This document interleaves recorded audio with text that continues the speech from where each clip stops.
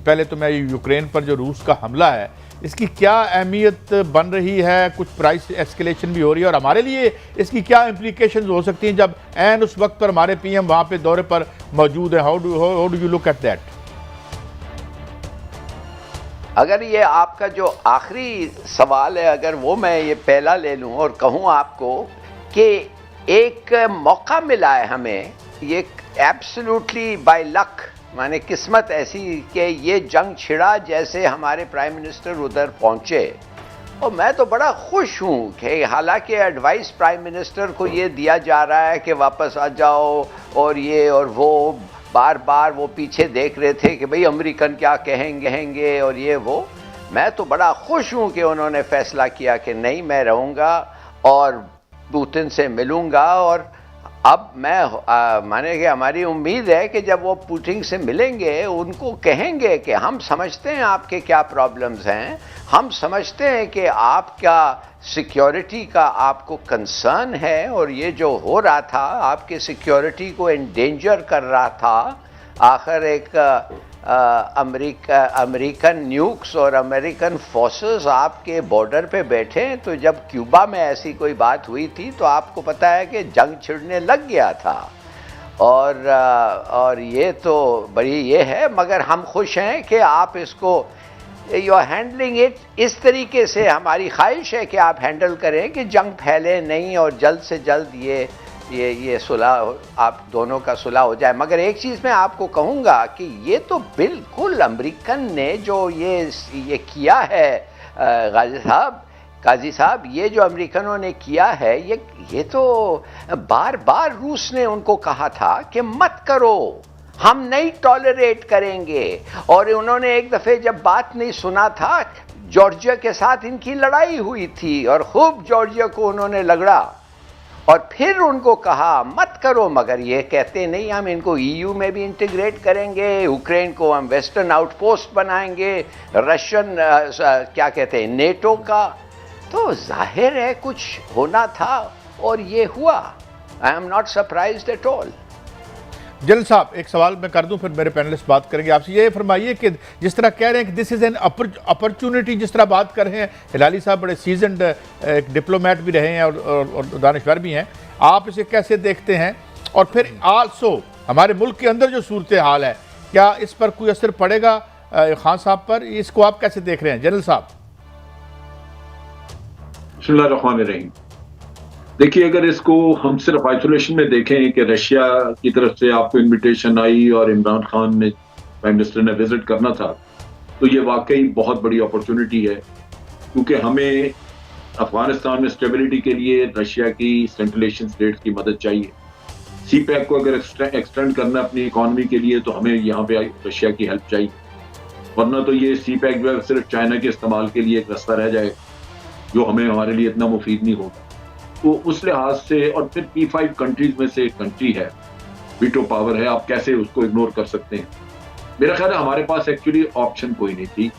Prime minister को जब Russia ने, पुतिन ने इनवाइट किया, और जैसे हमने इसका शुक्र अल्लाह का अदा किया कि अपॉर्चुनिटी आ रही है, तो हमारे लिए ये मुमकिन नहीं था कि हम इन हालात को देख के उन्हें कहते कि हम नहीं आ रहे। वो एक गलत सिग्नल जाता। बावजूद इसके कि इस वक्त अमेरिका हो सकता है कल को आपको ये कहे कि वे आप या हमारे साथ हैं या उनके साथ हैं, आप फैसला करें, और पाकिस्तान के लिए मुश्किलात हों, तो पाकिस्तान जो है उसको मेरा ख्याल है इसके साथ या उसके साथ के चक्कर की बजाय इसी चीज़ पे इंसिस्ट करना चाहिए कि हम अमन के साथ हैं, आप मुज़ाकरात से बातचीत करें। जिस तरह आप हमें कश्मीर में मशवरा देते रहे हैं, कश्मीर का मसला तो हल किसी ने नहीं कराया, लेकिन हमेशा यही कहा कि जी मिल जाए, मिल के बैठ के बात करें। तो हम भी आपको कहते हैं कि मिल के बैठ के बात करें, फसाद की तरफ ना जाएं, इससे बढ़ के हमने। दूसरा ये है कि ये हो सकता है इसका, आज तो हमें एक जंग की सूरत नजर आती है, कल इसका कुछ शक्ल ही बदल जाए। मैं मसलन इसको यूं देखता हूं कि यूक्रेन में इससे पहले जो सदर थे वो प्रो रशिया थे, और वो कोई भी उनका इरादा नहीं था नेटो वगैरह को ज्वाइन करने का। आज अगर यूक्रेन में रशिया की कोशिश से हुकूमत बदल जाती है और कोई ऐसा आदमी आ जाता है जो उनको कहता है कि जनाब हमारे मुल्क को आपने मैदान जंग बना दिया, हम तो पूरा हम अमन से रह रहे थे, तो हमने बिला वजह ये नेटो का किस्सा खड़ा करके तो हमें मरवा दिया आपने। जंग तो वहां हो रही ना, उनका मुल्क मैदान जंग बना हुआ है।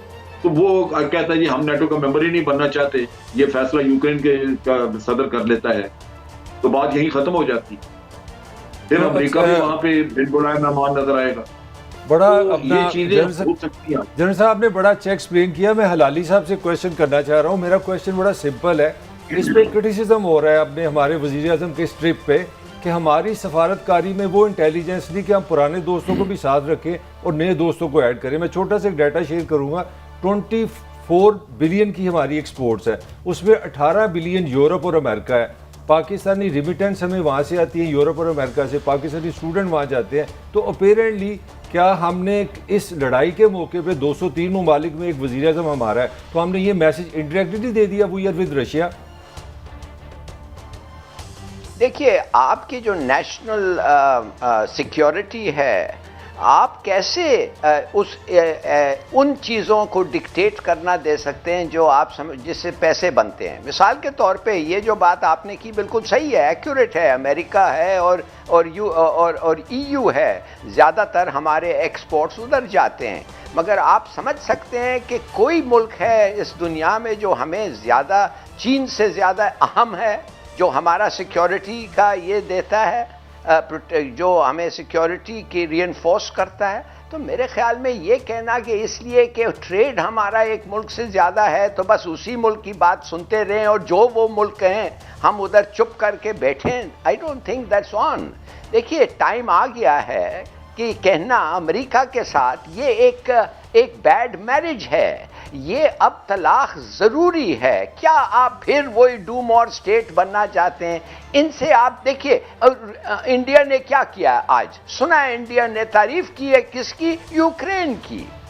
इंडिया ने यूक्रेन की तारीफ की है। आप कहेंगे कि इंडिया जितना रूस के साथ डीलिंग्स हैं, हमारा तो कुछ नहीं है इन कंपैरिजन। मगर फिर भी उन्होंने, इसलिए कि उनके स्ट्रेटेजिक इंटरेस्ट हैं। यूनाइटेड स्टेट्स के साथ इंडिया एक मिलिट्री अलायंस बना रहा है, एक स्ट्रेटेजिक पार्टनर बन रहा है, तो उन्होंने उसका किया।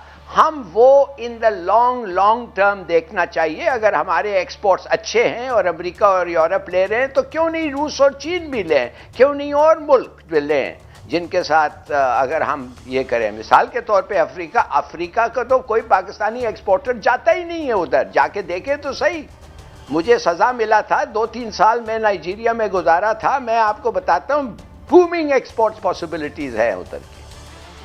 अच्छा लाली साहब, आप क्या देखते हैं पाकिस्तान पे इस जंग का इम्पैक्ट? पाकिस्तान के इकॉनमी पे, पाकिस्तान की सियासत पे क्या इम्पैक्ट पड़ता है? आपका जो एक्सपीरियंस है उससे। पहली बात तो ये है, फ़ौरन हमें JF-17 के गनशिप्स के इंजन मिलना चाहिए रूस से, हेलीकॉप्टर इंजन मिलना चाहिए गनशिप्स रूस से, $2 बिलियन का पाइपलाइन जो कसूर तक जाएगा वो मिलना चाहिए। CPEC जोन्स में रशियन इन्वेस्टमेंट्स आ सकता है, स्टील मिल है, मिलिट्री कोऑपरेशन है। देखिए, बहुत चीज़ें हैं जो जिससे हम गेन कर सकते हैं। और साथ ये भी याद रखें कि रूस के पीछे कुछ हद तक चीन भी खड़ा हुआ है। मगर इसका मतलब ये नहीं है कि हम जाके कहें कि जो रूस करता है ठीक है। No, not at all. मगर आप थोड़ा सा जस्टिस भी देखें ना जो हुआ है। आप सोचिए तो सही, अमेरिका आप 200 साल से वेस्टर्न हेमिस्फीयर को एक फॉरेनर को आने नहीं दे रहा है। कोई मिलिट्री प्रेजेंस है वेस्टर्न हेमिस्फीयर मॉन्ट्रो डॉक्ट्रिन के तहत? 200 साल उन्होंने किसको आने नहीं दिया। आप समझते हैं चीन जाके खड़ा हो सकता है कनाडा के साथ और मेक्सिको के साथ और कह सकता है हमारे फोर्सेस इधर हम ला रहे?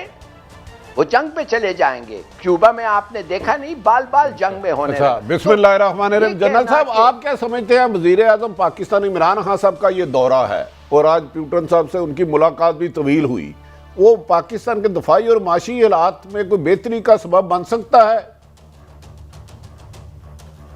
देखिए, इसमें दिफाई मामलात में तो बिल्कुल बेहतरी हो सकती है। उसकी वजह यह है कि पाकिस्तान यूक्रेन में भी हमारे सफीर ने ये स्टेटमेंट दी थी कि हम यूक्रेन की टेरिटोरियल इंटेग्रिटी सपोर्ट करते हैं, उसको हम चाहते हैं कि उसका ख्याल रखा जाए। और यूक्रेन के साथ हमारे बड़े पुराने ताल्लुकात हैं डिफेंस के खास तौर पर। और रशिया के साथ हम आगे डेवलप करना चाहते हैं। रशिया बहुत इंपॉर्टेंट मुल्क है और उसकी डेफिनेटली टेक्नोलॉजी जो है वो जितना रैपिडली रशिया की एडवांस हो रही है, यूक्रेन में तो वो नहीं है, यूक्रेन में तो वो पुराना सिस्टम है जो कुछ पुराना उनको रशिया ने दिया हुआ। तो इन हालात में डिफेंस में तो हमारी ऑलरेडी एक्सरसाइजेज भी हो रही हैं उनके साथ मिलकर, तो वहां तो वो अपॉर्चुनिटीज हैं।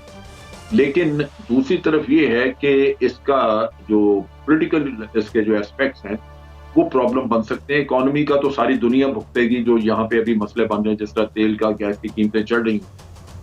लेकिन हमें ये पूछना चाहिए अमेरिका से कि जनाब हमें रशिया ने इनवाइट किया था, आपने किया?